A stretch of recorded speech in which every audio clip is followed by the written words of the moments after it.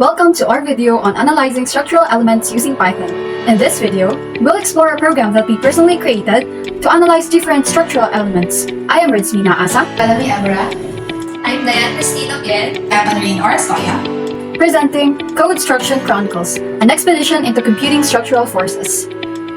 Python program serves as a structural analysis tool for engineers and students to understand and analyze various structural elements and materials.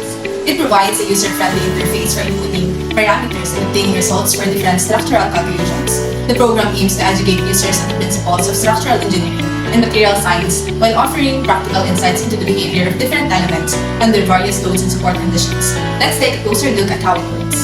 The program consists of several classes that represent different structural elements and materials. These classes encapsulate the necessary calculation and properties. Here are the main classes we'll be exploring. The material class. The material class encapsulates properties of different construction materials. Attributes include the material's name, modulus of elasticity, yield strength, and density. This class facilitates material selection, provides essential parameters for structural analysis. The first one is the beam. The beam class allows to analyze beams by calculating reaction forces, shear forces, and bending moments at different positions along the beam. We can customize the length, support type, and load to obtain accurate results. In the context of beam class within our Python program, the calculation of reaction forces depends on the type of support the beam is subjected to. The first one is simply supported beam. For a simply supported beam with support at both ends. Next is cantilever beam. In a cantilever beam, one end is fixed and the other end is free. The third one is fixed beam. A fixed beam is supported at both ends and restrained from rotation and translation.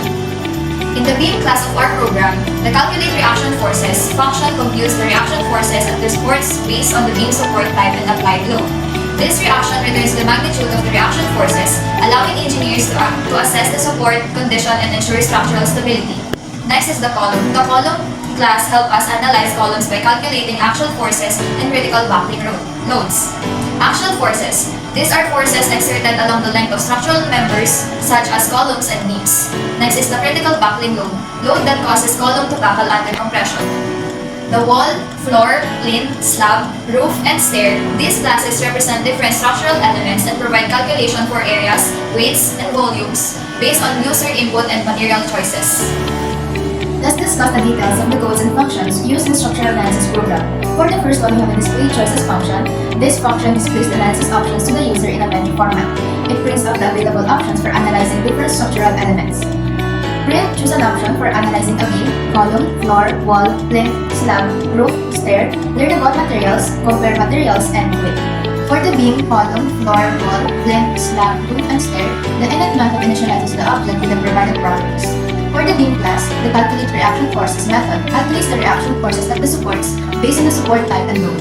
Simply supported beam, reaction forces, reaction A is equals to reaction B is equals to load over 2. Cantilever beam, reaction A is equals to load, reaction B is equals 0. Fixed beam, reaction A is equals to reaction B is equals to load over 2. The calculate shear force method calculates the shear force at the given position along the beam based on the support type, load, and position.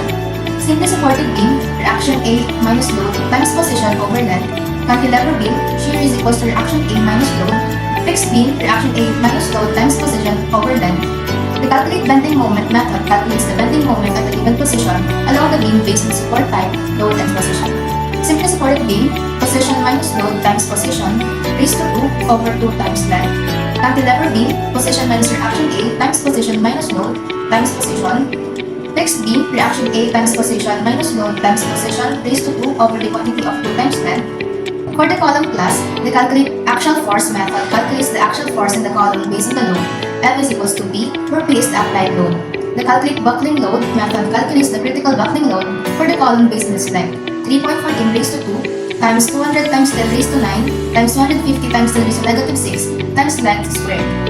For the floor class, the calculate area method calculates the area of the floor based on its length and width, or length times width. The calculate weight method calculates the weight of the floor based on its area, thickness, and the density of the chosen material, or W is equal to A times thickness times density. For the wall class, the calculate area method calculates the area of the wall based on its height and thickness, or A is equal to height times thickness. The calculate weight method calculates the weight of the wall based on its area and the density of the chosen material, W is equal to A times density. For the plinth class, the calculate volume method calculates the volume of the plinth based on its length, width, and height, or V is equal to length times width times height. the calculate weight method calculates the weight of the plinth based on its volume and the density of the chosen material, where W is equal to V times density.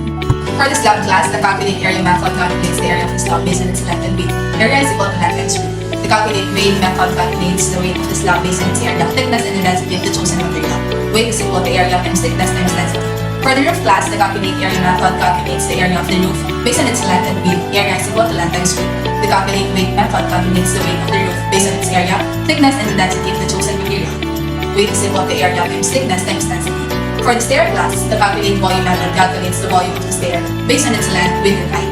Volume is equal to length times width times height. And the calculate weight method calculates the weight of the stair based on its volume and the density of the chosen material.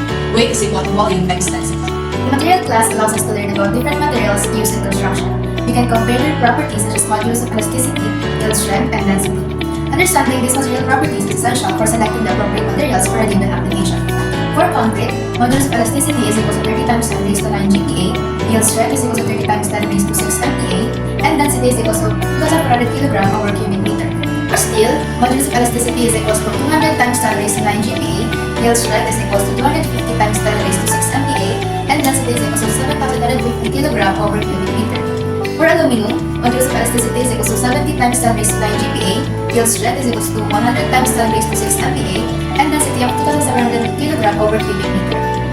Next, for the wood, modulus of elasticity is equal to 10 times 10 raised to 9 GPa, yield strength is 50 times 10 raised to 6 MPa, density is equal to 700 kg over cubic meter. Next is plastic.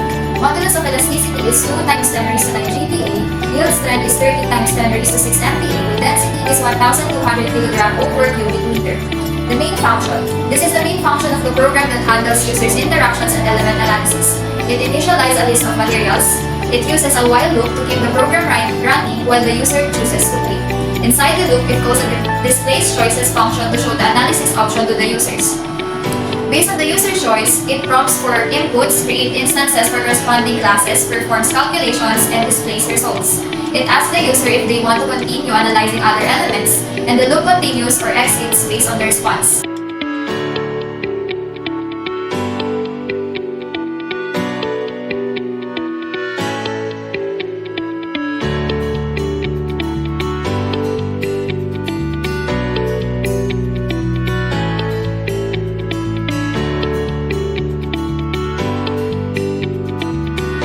And that's the detailed overview of this Python program for analyzing structural elements. It provides a powerful tool for engineers and architects to calculate and analyze various properties. Whether you're working on beams, columns, floors, or other elements, this program can help you make informed decisions and ensure the structural integrity of your designs. Thank you for watching and happy engineering!